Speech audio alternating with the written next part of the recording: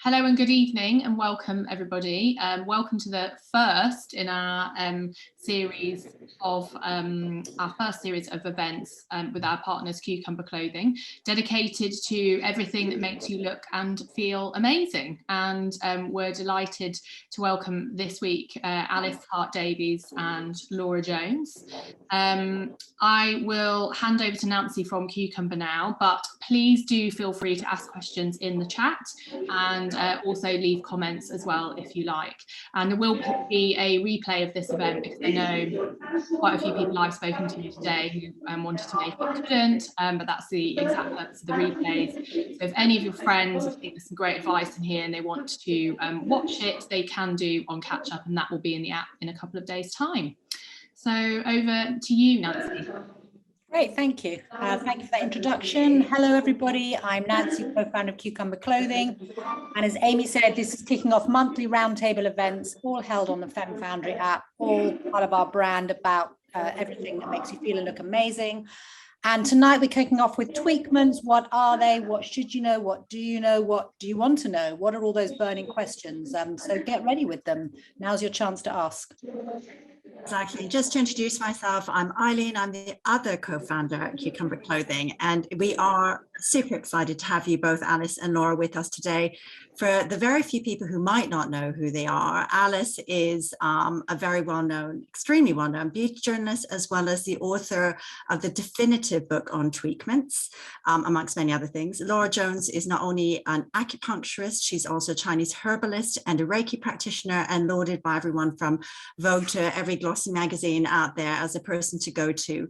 And in fact, for those of you who have been following our Cucumber journey, you might remember that Alice was a very first person that Nancy interviewed for our occasional series on female icons, and it's still available on catch up on YouTube. If you're interested. So we thought we'd kick off first. Obviously, there's been quite a lot in the news recently, all the problems that Linda Evangelista had. And I know, Alice, you've had the same treatment that she had, and you were very happy with it. So yes. With treatment, is that something we've got to accept, that sometimes things go wrong? Is that the way it just has to be?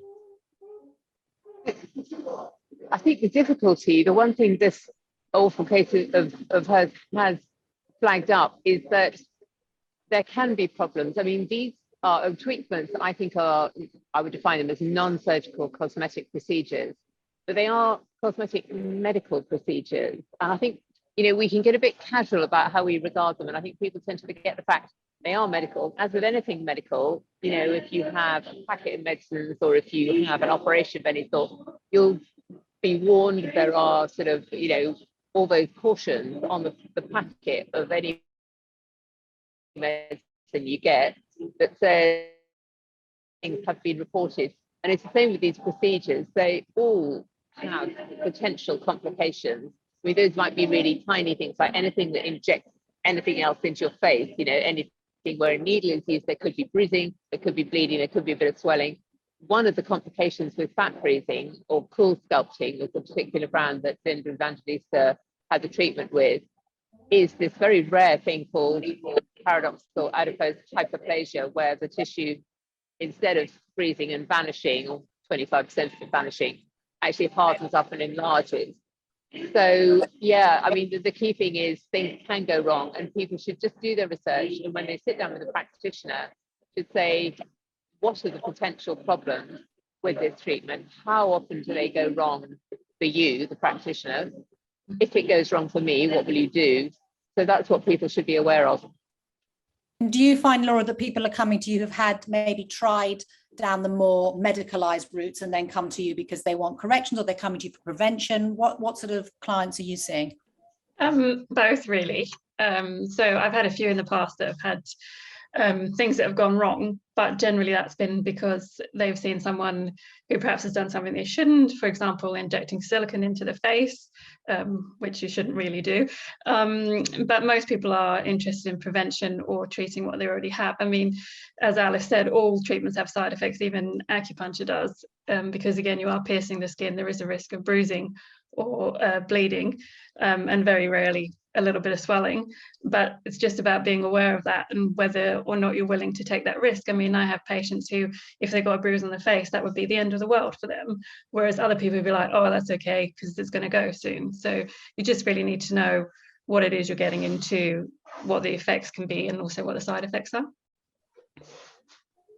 Yeah, well, really interesting. And I think, you know, full disclosure here, actually, the one thing that I do every few years is I have laser to get rid of pigmentation, because Asian skin, there's anybody Asian out there, we tend to get a lot more pigmentation than Caucasian skin, especially with age and with sun damage. And it's the only thing that I've found over time that actually does seem to work. And I like the fact that it's quick, literally takes a few minutes, it lasts for several years, there's very little downtime. But sometimes, you know, and I'm always looking at them for pigmentation because that's my one big bugbear. But I do wonder, and it would be interesting to hear from both of you on this, in terms of, you've got the quick results, which maybe you have sort of incremental benefits, or you kind of get like the big results, like the big hitters with like the really big procedures. And what is your feeling on which way people can go? Is it still about the research? And maybe, yeah, Alice, I'll start with you on that. It depends what you want to do. I mean, your point about bigger procedures like lasering, Eileen, I mean, a lot of clinics will now offer laser as a course of lighter treatment, more lightweight, you know, so more tolerable. So you don't have to have the big old peeling your face off things that were, well, it would be more for anti-wrinkling, the old ablative carbon dioxide lasers of 20, 30 years ago that really did just burn your skin off. But laser or intense plus light is fantastic for pigmentation. But mostly what people want is small, subtle improvements the whole time. So they would be having probably what you might call maintenance doses of injectable toxins to relax wrinkles, if that's your thing, or fillers, or, you know, with pigmentation, it's really well worth pursuing something that works for you. And that might be a course of skin peels.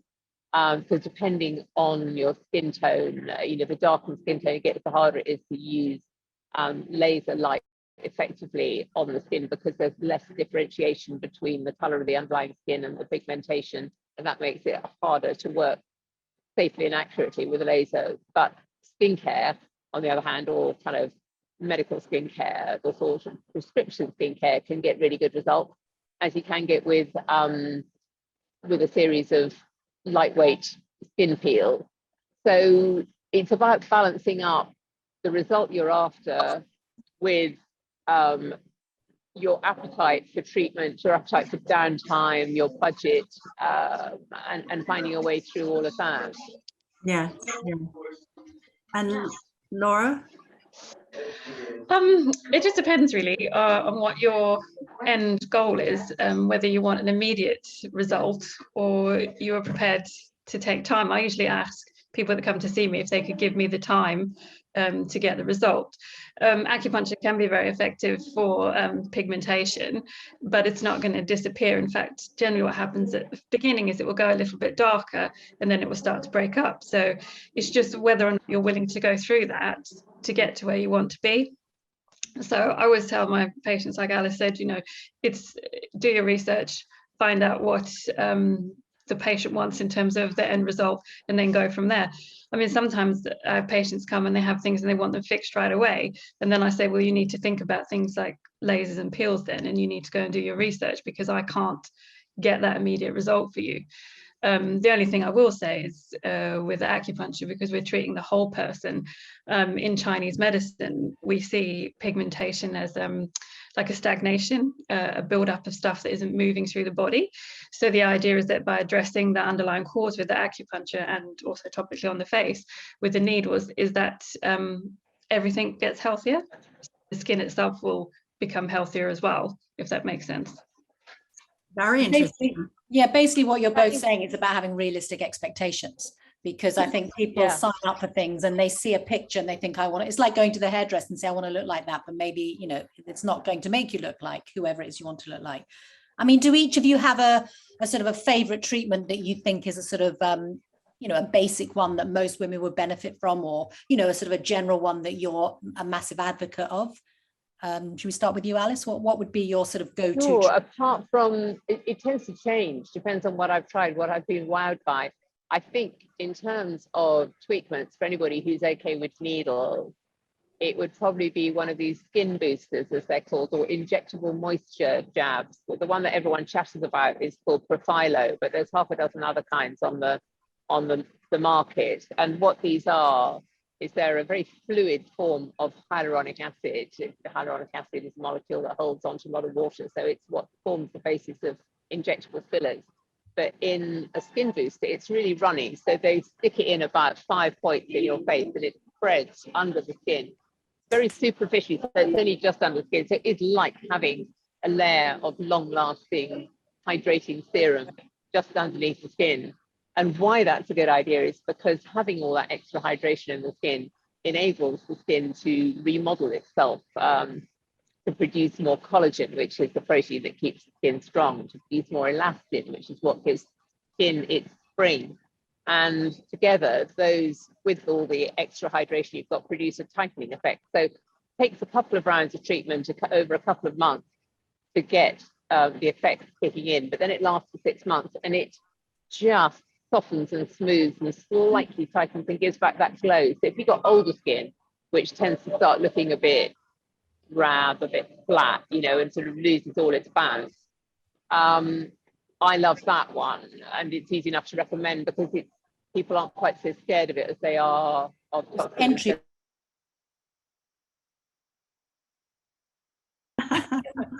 And Laura, what would you recommend for the tiled older skin? Well, how would you address that then? Well, I'm going to say acupuncture because that's what I do with the needles, but I think really good results of that. It's very good at lifting and firming, and also hydrating the skin. And as part of the treatment, and one of the things I do at home as well, is I use Manuka honey as a mask, because it's good for stimulating.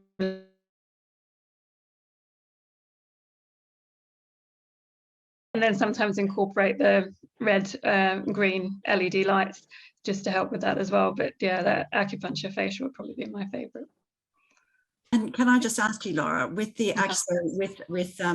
the injectable that Alice was talking about, you were saying, you know, treatments, a couple of treatments, maybe over a couple of months, and you'll start seeing a result. With the acupuncture, what's the timeline? You know, if you started off, is it 3 months, 6 months before you sort of notice a general lightening of your kind of whole look, or what sort of timeline are people looking at?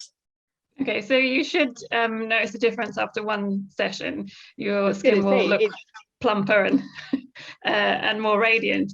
And then the idea is that the more you have, the longer those results last. The lines become softer.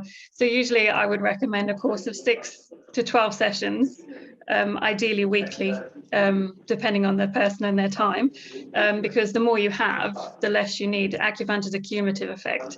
So once you've put a needle in the body, you're starting this process of change. You're just adding to that each time you do the treatment.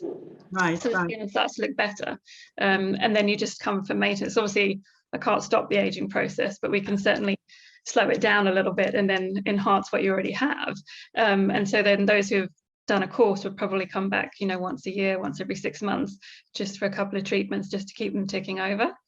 Oh, well, so full disclosure here, my turn. I've had treatments with Laura, and I would say it's a subtle difference, and it is about, I'm an impatient person. I would rather results tomorrow, but I'm not, well, I don't know whether, I never say never, but I'm not ready to take anything more drastic right now. So this is my, you know, my little foray into, and again, I suppose that brings up what is a tweakment, because, you know, we talk about LED lights and things like that. I mean, some would say that, I mean, obviously it's non-invasive, but tweakment can mean so many different things, can't it? It's different ways that we, that, you know, we treat ourselves. Exactly. I've always found it's completely instant acupuncture facials. You know, they're fantastic, because, you know, you release all that tension, all those held patterns that we all get into. You know, you can see it on people's faces walking down the street, what they're carrying, what they've got with them. And, you know, I haven't had a treatment with you, but I know the kind of work you do, and with those magic needles, you can just allow everything to spring back to where it ought to be. So yeah, you walk out feeling pretty amazing. I think we're all just about sold on acupuncture. And can I just say, Nancy, you want your results tomorrow? No, you want your results yesterday. Yeah. Okay. So well, just moving on a little bit. One of the things that I think probably annoys all of us in equal measure is the fact that so often you see movie stars or celebrities in the newspaper, on television, whatever, on the internet, and they're looking really lush and fabulous and sun-kissed and so 35 years younger than they are, and they say, so what's your secret? And they always say, oh, I drink a lot of water every day. I make sure I drink 4 liters, and I'm really careful with my diet, and I go on a fruit diet every month, and then I fast for 10 days. And you can't, and so there's this sort of myth that grows up that you can change everything about the way you look purely with diet and lifestyle. And I just want to say, what would happen if taking away diet and lifestyle, because I don't think anyone believes that does everything, how much can be achieved without going on a starvation diet? How much can be achieved by just living a normally healthy life with the occasional piece of gluten-filled chocolate cake and a couple of glasses of wine at the weekend, plus a good skincare routine? And well, maybe Laura, I'll start with you on that. What where do you sit on that? Because it infuriates me. Yeah, I mean, I don't advocate starvation diets, because if you have no fat in your face, then there's nothing to hold the skin up, and it will start to sag. And actually, aging before someone who was a bit plumper. Obviously, the younger you can start in terms of having a good skincare routine and a good diet, the better. I mean, you can see people that eat well and take care of their skin, and their skin is good. The skin is the body's largest organ. If you just do stuff topically, but you don't nourish it from within, it's not going to do very much. So there is a lot to be said for having a very good diet and lifestyle, but you have got to have a balanced diet. You need your fats, you need your proteins, and all your vitamins and minerals as well. Starving yourself isn't really going to do anything. I'm not a fan of fasting and don't think it's particularly good for the body. So yeah. But obviously, we all have done bad things in our time, had too much sun, too much alcohol, might have smoked when we were younger. So sometimes that's when you might need a little bit more assistance with your skincare, perhaps with a tweakment, perhaps with acupuncture, just to try and reverse that damage or bring back that youthful glow. So I'm not adverse to any of those things. Myself, it's just about knowing, like we said before, what the risks are and what your results you want and what works for you. None of that will work without a healthy diet and lifestyle. Yeah, and Alice, are you kind of on the same page on that? Because oh yeah, totally. I mean, first, all those celebs, they're lying. Yes. Because I knew it. they are, we all accept that they have a lot of help with their hairdressing, say, their makeup, their wardrobe, their exercise. They might have a private chef. So why do we persist in thinking they don't get regular help and maintenance with their skin and their faces, when that is the basis of their fortune in many cases? It's a kind of strange kind of double thing that we think, oh, they say they're natural, therefore, if they haven't aged in the normal way, if they have not been subject to all the things that happen to all of us, like fat loss, like bone loss, like, gravity causing all the tissues to come down, something is going on. So, but yeah, you can do a lot with lifestyle. Very distracted by teenagers sprinting through Reading Station. Yeah, there was a really nice survey that a study that Olay did, I think, a number of years ago, looking at the 7 most important factors in sort of successful skin aging. And it was eating lots of vegetables, it was taking some exercise, it was getting enough sleep, it was not having too much stress, it was using decent skincare consistently, and it was, can't remember what the other ones were, but it was something like SPF, I should think, every day, sun protection.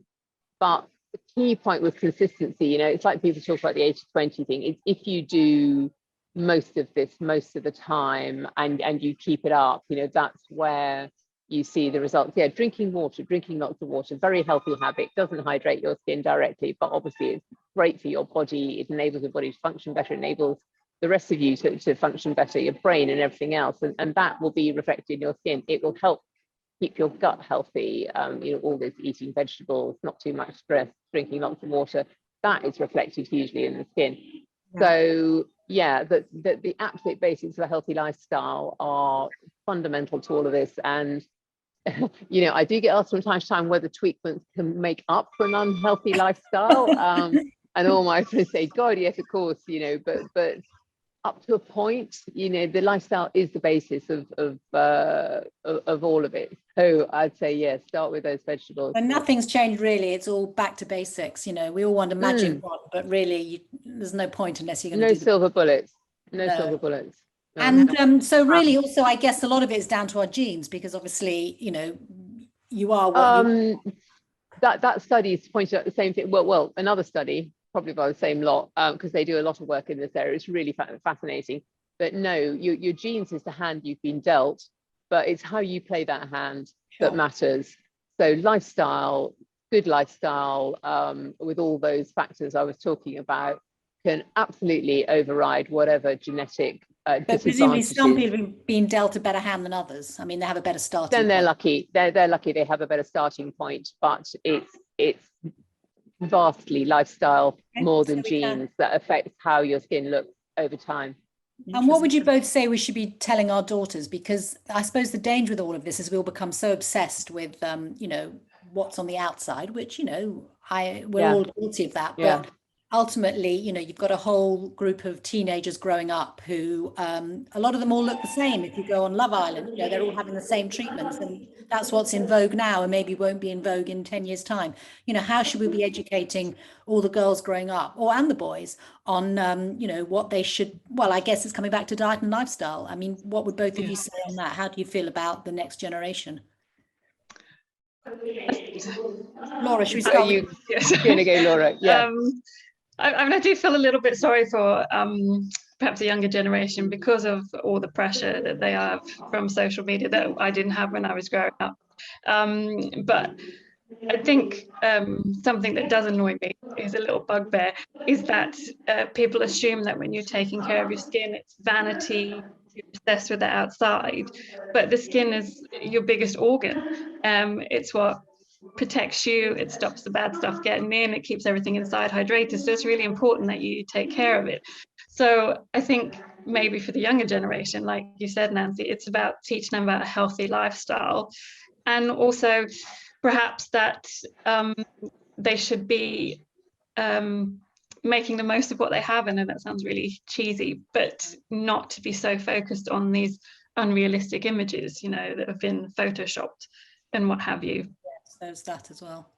Yeah, I totally agree with all that. It's all about reminding them it's who they are that matters, what they do, who they are, how they act, not how they look, teaching that this is a societal thing, that we are all just so obsessed with beauty and looks, and the sort of long-term evolutionary reasons why we value that, and it's just got embedded and reinforced by cultural conditioning. And individuality is massively important. It's no good if we've got a massive Instagram face people going around all looking the same. It's really hard to tell one from another. I talk about this a lot with aesthetic practitioners, and they all would stress that creating natural looking results that are appropriate for that person is what's really important. But all these girls will be coming in and they want everything from the cheekbones, the jawline, the lips, the eyebrows, and it does start looking like a bit of a cookie cutter template. And it's really hard to say to young people that may be today's idealized version of beauty, but it's trying to get them with their friends to value what's important among them. That lovely thing with if you all sit around in a circle and say why you think the person do great things about the person next to you, just trying to reinforce it's not all about how you look on the outside. Though I know my own two daughters have put up with this sort of double standard or whatever from me, because there's a lot of talk about all this at home, about how it's not how you look, etc. But obviously my entire job, whether it's been writing about looks and beauty over the years, now, you know, running an entire business focused around Tweakments. I mean, God, how more awful and vain could you get? I mean, they're very forgiving when they say, it's all right, Mum, you do this for work. They said, but you know, I also do it. I'm vain and I want to see what these things can do. And you know, we all do feel better about ourselves if we think we look good, which is a nasty, tricky one to get around as well. If someone looks good when they feel good about themselves, you can see the difference if they're feeling good for the day. It's like putting on clothes. If you know you look good, you feel good. Yeah, but you should be able to do that feeling good in a variety of guises. It shouldn't just be with the latest stereotype that the media is pushing. Yeah, it's all very, I think it is all very tricky, because I certainly remember being about 13 and being desperate for a certain pair of jeans that everybody else seemed to have. And and I just wanted to be, you know, I wanted to have that pair of jeans. And this is in a sense just a continuation of that. Everybody has that pair of lips. And I want them too, or else I don't fit in, because I don't look like I've got thin lips or something where they're not the right shape, or I don't have the right shape eyebrows. So I can see it can be very insidious. But that clearly is an entire topic for a whole other evening. So I'm going to on the topic of being vain. We are all now on Zoom, staring not only at everybody else's lovely faces, but at our own faces. So do you think, and actually this is very topical for both of you, have you seen a sort of boom in inquiries because people have been staring at themselves and they've found, don't like what they see? Yeah, maybe they're not quite entirely happy with what they see. Totally. Yes, absolutely. Yeah, maybe Alice, sorry, do you want to? Sure, yeah, I mean, all the cosmetic practitioners I talk to, whether that's doctors, nurses, dentists, surgeons, they are all seeing a massive new patient. So whether it's the Zoom boom, as it gets called, or the Zoom effect, yeah, this horror after staring at our own faces for us. I do one-to-one chats with women who are thinking about embarking on Tweakments, and if they say they hate their faces on Zoom, I said, for goodness sake, you can turn your camera off. You know, if you were in a meeting with somebody, you wouldn't spend the whole time looking at your own face. You know, just get past that. Also, there are filters you can put on. Also, the basics. You wanna get your camera up. You want to find some nice light. I've got a nice strip light up there. Put on some makeup. You know, that picks up your look no end. Most of the cameras on our laptops are set down in the bottom, or you know, they're not flashy. Get some light. Get a ring light, because I knew I was going to be stuck further away from home. Can I find this in time? I've got a portable ring light, which Brilliant. You know, it's one of these selfie lights. You know, see that? Which honestly, will it help? Well, probably not in here, but you know, there are ways of making yourself look not so bad on Zoom. But no, it's been an awful thing for a lot of people. I mean, in my industry, obviously, we all spend far too much time nitpicking about our own faces. We're super aware of how we look anyway. But I think most people with real lives and normal interest in these things do not spend that much time looking at themselves, and it's quite a nasty shock when they have done over time. So yeah, that seems to have accelerated an awful lot of people through. There's usually months or years of considering, should I step up for this procedure? Is it too much? Is it vain? Or what will people think? And it's just accelerated people massively through that, saying like, I don't care, I know it's there, I want it now, I cannot stand this, which everybody will have their own views on that, but it's very much a thing. It's certainly happening. Yeah. And Laura, have you seen a similar uptick? Yeah, absolutely. And also I think because people haven't been going out and spending on other things like holidays and stuff, they definitely had the money then to be able to come in and do what they've been thinking about doing for a while. But yeah, absolutely. And within the people coming in and, you know, to your practice, Laura, have you seen any trends in what people are looking for? I mean, is it really just a kind of brightening and lightening? Is it, you know, are there any trends that you're seeing emerging amongst the clients that you get? So a lot of acne from wearing the masks, which is very distressing to a lot of people at the beginning of the pandemic, because women in their 30s and 40s who'd never had acne before, and then were being left with marks on their skin. And then lots of people worried about lifting, like sagging. They sort of feel that they're looking like this, even though they're not really that bad. So yeah, those are the things mostly. Right. So you were saying that people are coming into your, coming to see you because obviously they haven't spent money in other areas of life. So, I mean, is this just the, the privilege of the well-off? I think Alice, you wrote a piece in the Daily Mail about Jennifer Aniston and all the pieces all the things that she's done, and then the sort of cheaper alternatives, if you like, because, not everybody has those kind of funds. And then I know that there was a piece, I think it was in the Times, about, is it Rosie Green wrote a piece about all the things she's in her mid-40s, maybe, all the things that she's feeling the best she's ever felt, but all the things she's done. And when you tot it all up, it is quite a lot of money. So is this just a certain sort of person who is spending money, or are you finding people, who maybe don't have such a high disposable income, but prioritizing this sort of thing? That's a really interesting question. I mean, you get both. All the practitioners, even the surgeons, will say, they have patients who have been saving up for years and years to come and get something done, but mostly it's a very wealthy demographic that goes for this sort of treatment, that considers it a thing they need to be doing, because it's a want, not a need, isn't it? It's a real gilding the lily kind of luxury, and it's not cheap. So, well, and on that note, I mean, do you get what you pay for? Are the cheaper alternatives real alternatives?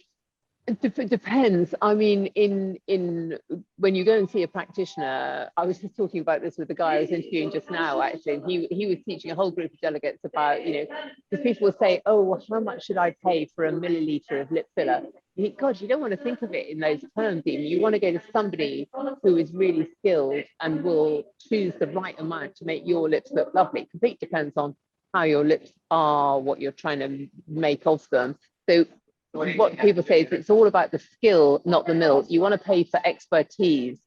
So in terms of cosmetic treatments, yes, usually the more expensive people are the better. The cheaper ones are the ones who are not using the right products. They don't have sufficient training to be providing an expert result, let alone if anything went wrong, they wouldn't have the expertise to correct it.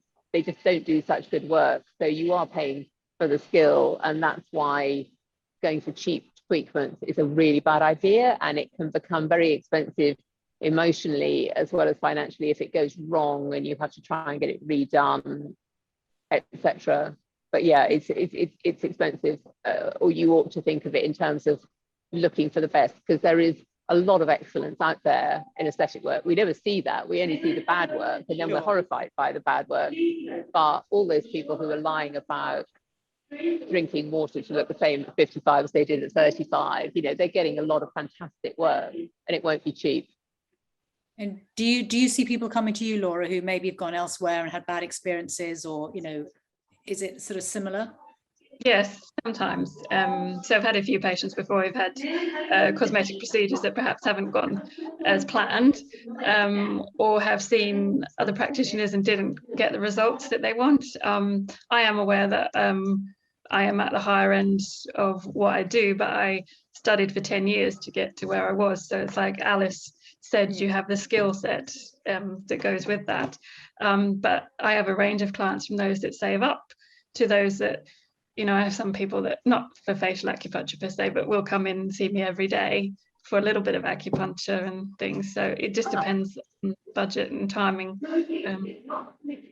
That is a lot of time. Yeah. Well, that would be the dream, wouldn't it? Go and get a bit of acupuncture every day. I'm a big fan of acupuncture in general. I see we have an Instagram friend in common, Laura, the amazing Jared Kite. Who, the stuff you guys can do is really phenomenal. So I've been going to Jared for general treatments, just kind of wellness for quite a long time. So I'm in awe and respect of it all. So I know that, if it was possible to go and have a tiny bit of it every day, that would be insane. I feel so well. Okay, we know what Alice is dreaming about. Actually, Alice, when we're talking about people who try and cost out per milliliter, the bit of milliliter, filler, the filler that they needed. It put me in mind of somebody going up to a petrol station, filling up their car and checking the price. And, you know, if that's your attitude, you know, that it can't be that way. I agree. I think. Well, the guy I was just interviewing, Professor Bob Carner, he gave a really nice example, which I've caught on camera, and I'll post it soon enough. But he was saying, you know, to his delegates, you can't be charging them by the milliliter. You've got to try and teach your patients to think about the end result. That's what they want. They want a lovely end result, and then it becomes almost irrelevant how many milliliters or less or more you're using, because if you can get that lovely result. And then he said, you know, because that's why they will go to somebody who can get lovely results. If you had Picasso, you know, doing a painting, are you going to ask him how many dollops of paint he's put in? Is he going to charge a bit more for ones that have got more paint on them? Okay, I see what you mean. Yeah, no, so exactly. No, I'm trying to think about.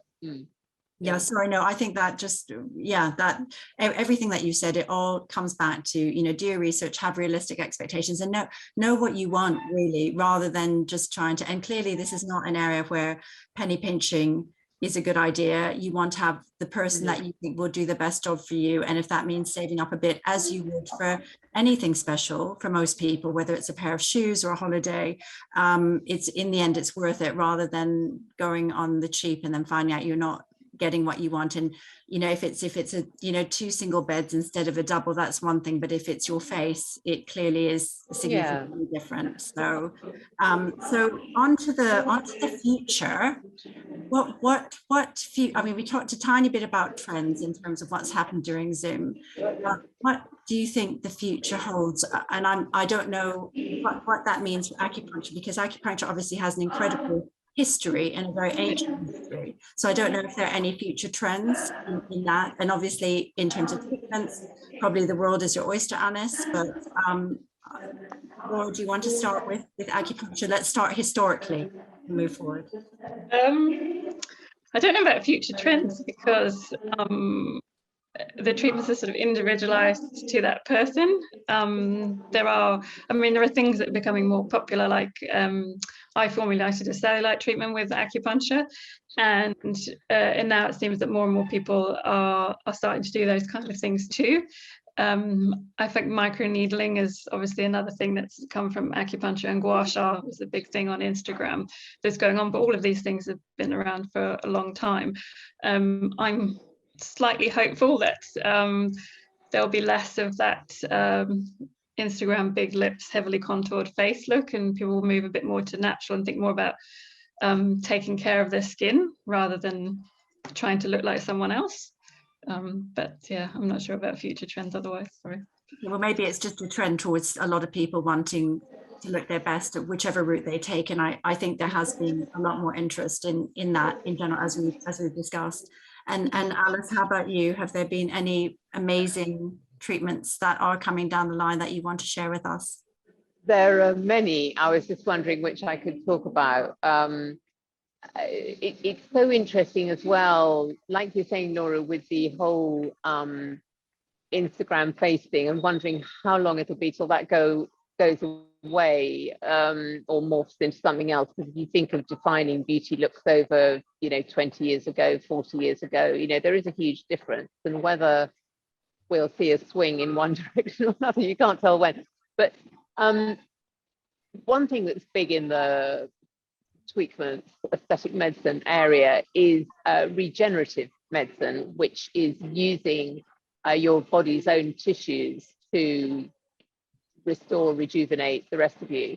So that's things like taking blood from your arm, sticking it in a centrifuge so that the red blood cells separate away from the plasma. Then you chuck the red blood cells and you inject the plasma. That's PRP, platelet-rich plasma injections, or vampire facial, if people want to call it that. You can microneedle it into the skin, and that's very rejuvenating, or you can inject it under the skin. And the same thing with stem cells, very rejuvenating for the skin. If you extract stem cells from adult fat, fat taken from the tummy, fat taken from the thighs, and you mince that fat up, you get a very fine sort of stick-like extraction that's with all these elements that will really help stimulate the skin or joints.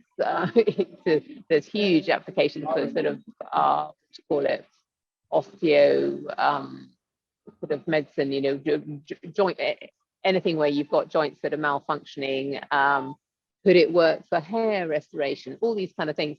And some of the surgeons who work in this area tell me that they have a new generation of patients, a very young, very rich patient demographic, admittedly, but who are coming in saying they don't want to end up like their mums who come in and have fillers injected every few months. So what else could they be having done that they won't end up needing this stuff? So they're stepping into some of these regenerative treatments at a very early age. I mean, these are really not cheap. But if that turns out to be more of a trend, you know, there is an increasing feeling among a lot of people when they see the horror stories of things that can go wrong with filler or other injectables. You know, that's when they start thinking maybe I'd be better off using my body's own tissues to enhance the way I look rather than having another substance put in. So there's a lot of that going on. Yeah, oh, well, really interesting. I want that for my knee. And I would say for me, the final word, what I think is really nice is that as a woman, I'm in my 50s, I actually have a lot of role models. I can look at other women my age and older and think, God, they look really fabulous. Whatever it is they've done, you know, or not, I can think they look really fabulous in a way that I think when I was in my teens and my mother would have been my age, she probably looked around and thought, well, everybody looks quite grey and old, because there weren't those women who looked really fabulous as they grew older. They were absolutely, I mean, maybe Coco Chanel or somebody like that. But yeah, so it's nice. It feels very hopeful chatting with both of you. Yes, thank you so much. And Amy, have we got many questions coming in that you want to? Yes, a few questions, a couple of my own, if I may. Just because it's quite relevant, hopefully. The first one, you're obviously microneedling's come up quite a few times this evening. And can I ask what your thoughts are on the sort of, well, it's not that new anymore, but Morpheus 8. And the second question was very different, but I'm just very interested to know what your thoughts on how stress impacts skin. Laura, do you want to shall I take the treatment one? Yeah. I was going to say, I'm afraid I haven't heard of Morpheus 8, so I do apologise. I think with any procedure, as long as it's done by someone who's professional and properly trained, then it should be fine. Stress obviously has a very negative impact on the body. It affects your body's ability to heal and repair itself. So of course that's going to show up on your skin. Your skin can look dry and dull and tired if you've been under a lot of stress. And it can actually speed up the aging process. So obviously those are things that we can counteract with acupuncture and with Tweakments as well, and with lifestyle. So yeah. Great, thank you. Yeah, and radio frequency microneedling, which is what Morpheus 8 is, a branded form of radio frequency microneedling, which is very trendy, and which is a really good thing, because if you're up for this kind of treatment, because it takes a device with a bunch of needles, adjustable length needles on the end, punches those into the skin and delivers through the tips of those needles a blast of radio frequency, which heats the collagen in the lower layers of skin and tightens it up. So you've got the micro wound trauma from the needles, plus the damage to the collagen from the heat. Both of those create a healing response. So you get a kind of double whammy of healing, rejuvenation, whatever. And Morpheus 8 is the brand. I mean, there must be 6, 8 or 9 brands of this technology on the market at the moment, and they are pretty new.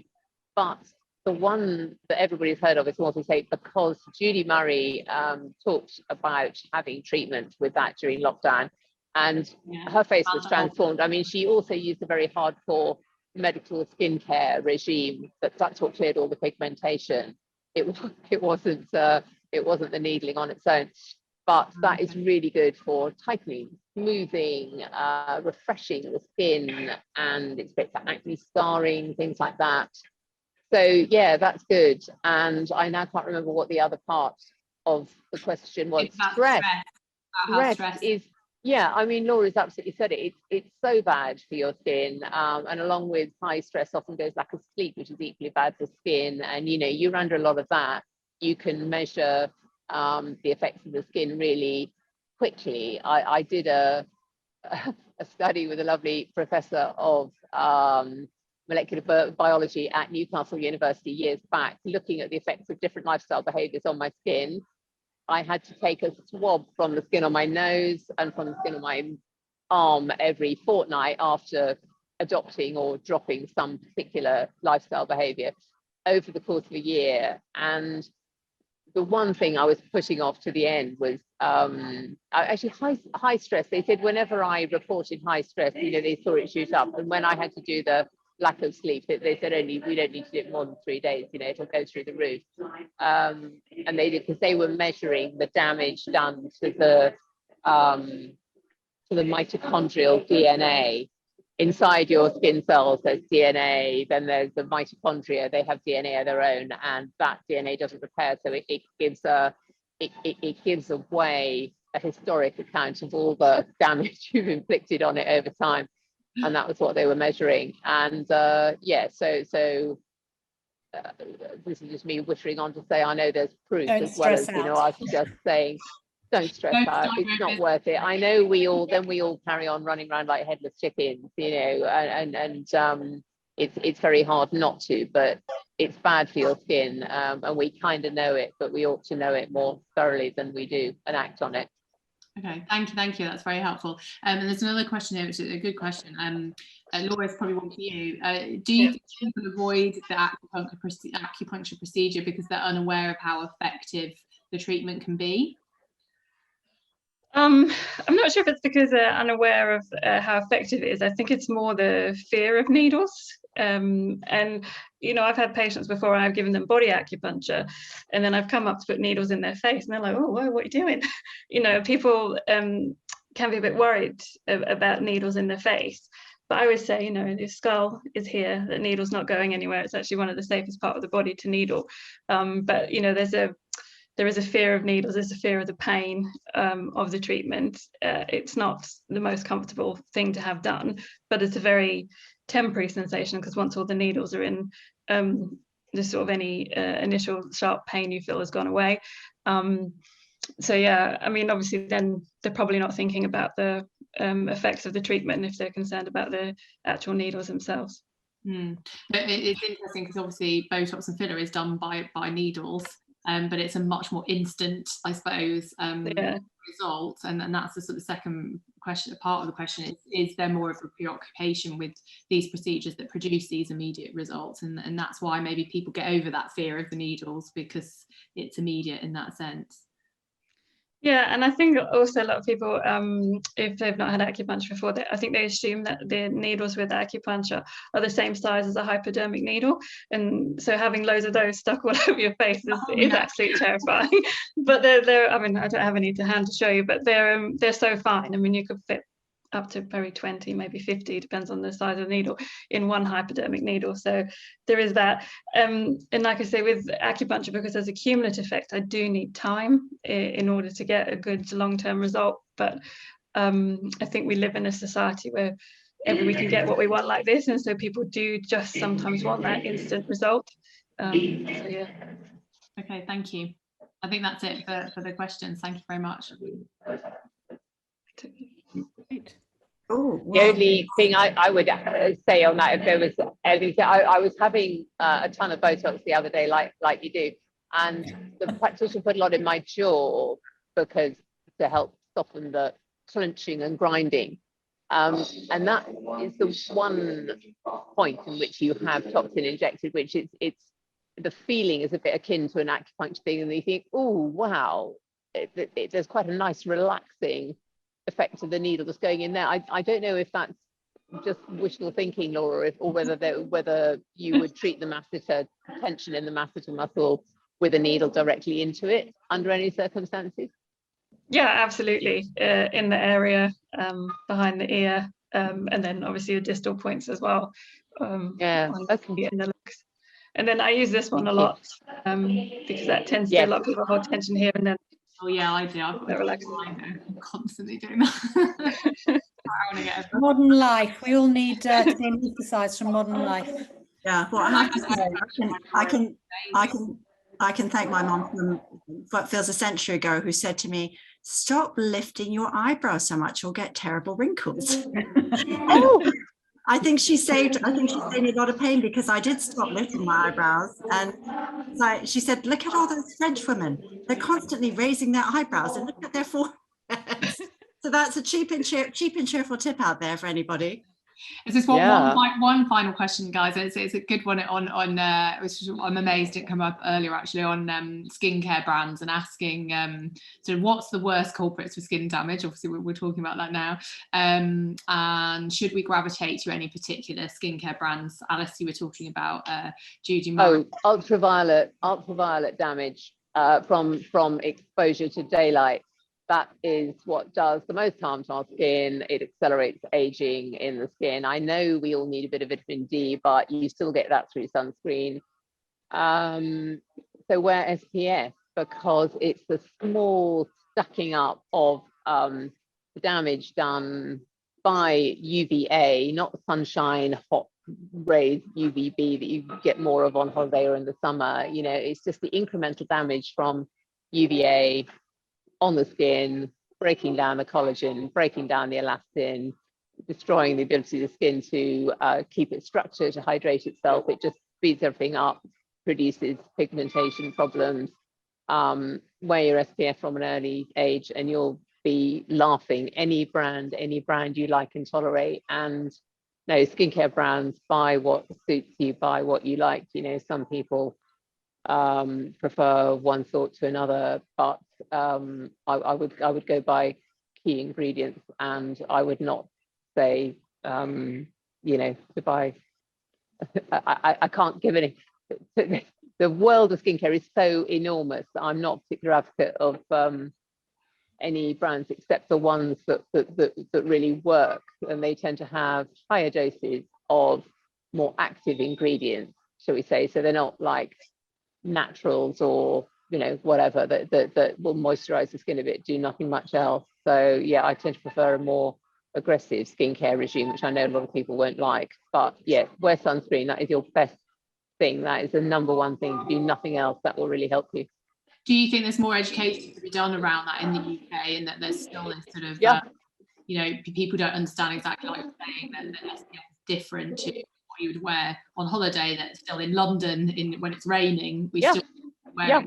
Totally. I mean as beauty writers, any of us who've been doing this for the last 20 years have been, you know, the commissioning editors are bored of us suggesting it as an idea and saying, oh, you've kind of written that before. Yeah, but people don't get it. They still say, but you wouldn't wear it today. If you, of course, to wear it today. I wear it every day. I have a desk by the window. UVA comes in through light. It comes in through UVA comes in through glass. It comes in through the car windscreen.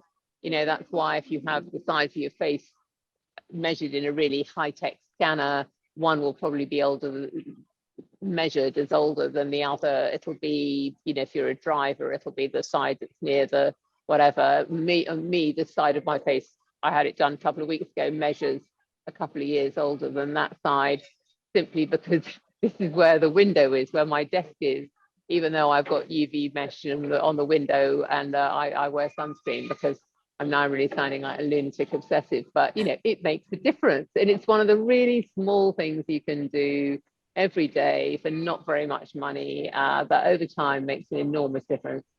Brilliant, thank you, that's very helpful. Nancy and Eileen, I'll pass back to you to close up. Well, basically, thank you everybody so much for joining us tonight. I hope a lot of people will be watching this on catch up, because I think we've touched on a lot of incredibly interesting things on a topic that people still feel a bit prurient about sometimes. You know, they're interested in it, they don't want to appear interested. And depending on your friendship group, sometimes people are very open about what they have or have not done. Other friendship groups are very closed and people can be quite secretive or feel embarrassed or ashamed about it. And I think clearly the most important thing, as Laura said, our skin is our largest organ. We need to take care of it. It's not purely vanity. Of course, some of it is vanity. I'm not going to lie about that, but it's not purely vanity. It's about health, and it's about our mental well-being as well as our physical well-being. So it's to everybody's benefit to be open about it, not the least for us, but also for the next generation of people coming through who have a lot to deal with. And if people of our generation aren't being open about it, how can we expect them to navigate it easily either? So I think doing things like this is fantastic. And thank you so very much for giving us your time, Laura and Alice in Reading Station. Thank you so much for inviting me on. And I'm so sorry about the surroundings, but that was just the way today worked out. Great. Well, thank you everybody for joining. And like Eileen said, I hope lots of people are going to watch on catch up as well. And I'm sure if anybody's got any further questions, they'll post them.